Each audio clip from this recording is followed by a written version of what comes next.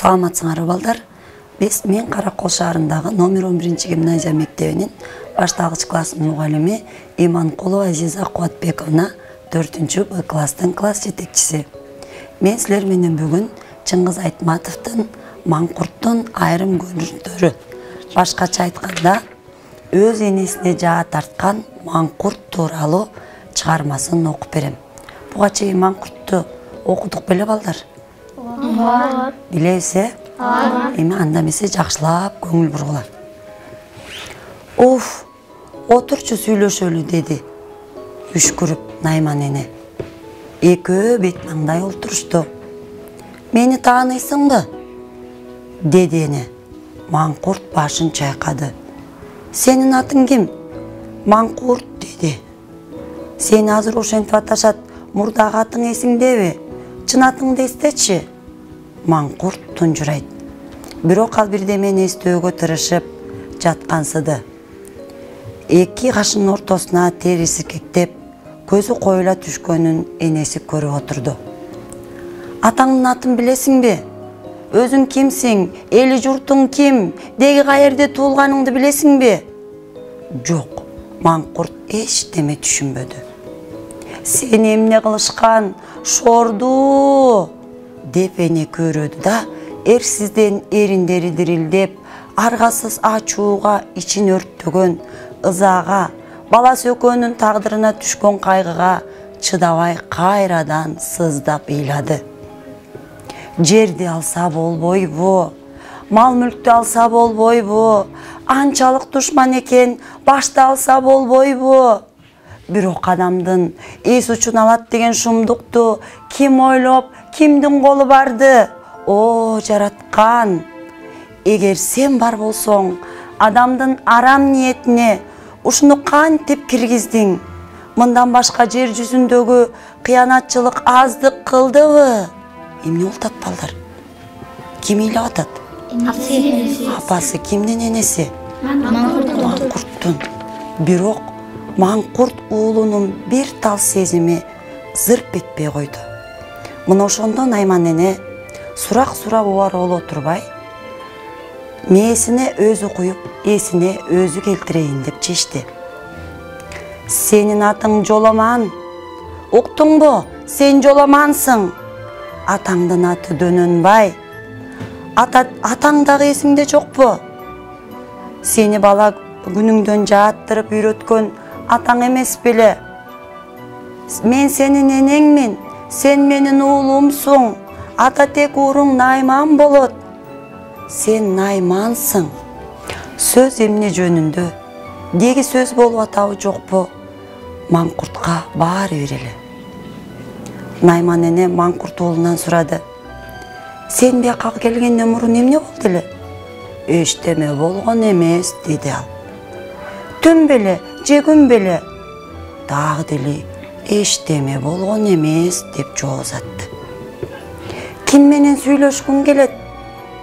Ай менен. Бирок бири-бирибизди укпайбыз, дейт Маңкурт. Дагы эмнени каалайсың?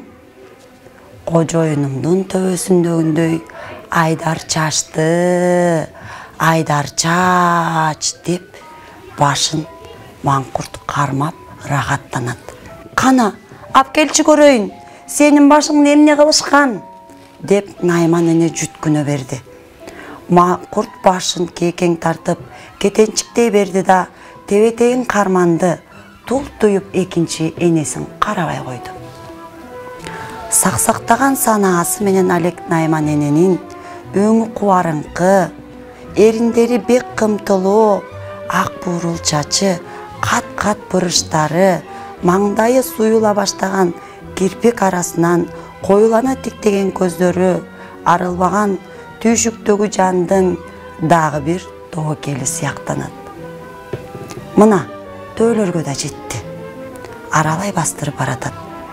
Бирок уулу көрүнбөйт. Мингиш дөөсү комчому менен босогосун чубалта сүйрөп, четте оттоп жүрөт. Уулунун өзү көрүнбөйт. Жоламан, уулум, Жоламан, кайдасың? Деп үн сала баштады Найман эне. Же көрүнбөйт, же жооп бербейт. Жоламан, кайдасың? Бул мен, сенин энеңмин. Эки тарап алысты чочулай карап бараткан эне Маңкурт уулу төөнүн далдаасына тизелей отуруп, жаа кесип калганын байкабады. Күндүн нуру тийип, Маңкурт атаар маалды күтүп турган эле.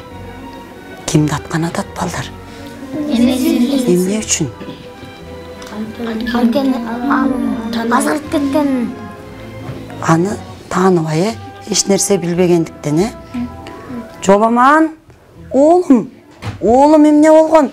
Деп чочулаган Найман эне үн салып баратты. Анан эрте толгоно берди да, атпа! Деп кыйкырганга араң жарады. Ак маяны бура тартып, бет маңдайлашууга үлгүрбөдү. Ышкырып келген жебе сол колтугуна сайылды. Өлтүрөр жебе ушул эле. Найман эне чокту көркөчтү кучактай ооп жыгылып баратты. Бирок бою жерге тийгенче башындагы ак жоолук шыпырылып түштү да, жерге жетпей куш болуп абага учуп кетти. Жөн учпай, ал адамча үн салып учуп чыкты. Эсиңе кел, сен кимсиң, атаң ким, сенин атың Дөнөнбай, Дөнөнбай, Дөнөнбай деп алыс учуп кетти. Балдар, Жоламан эмне үчүн энесине жаатты? Айта коет. Анткени ал деген мекенин унутуп, атасын унутуп, энесин унутуп, баарын тең билбечү. Билбечү, Эгер өзүнүн жет атасын билбесе, өзүнүн тарыхын билбесе, анда ал маңкурт болуп эсептелинет. Дагы кошумчалаачылар барбы балдар? Жет атабызды билишибиз керек. Дагы эмнени билишибиз керек? Аймаржан. Биз деген дайыма өзүбүздүн кыргыз тилибизди сүйлөшүбүз. Кыргыз тилибизде эмне кылышыбыз керек экен? Сүйлөшүбүз керек. Балдар, чыгарма жактыбы? Анда кийинки чыгарманы окуганга чейин сак саламатта тургула.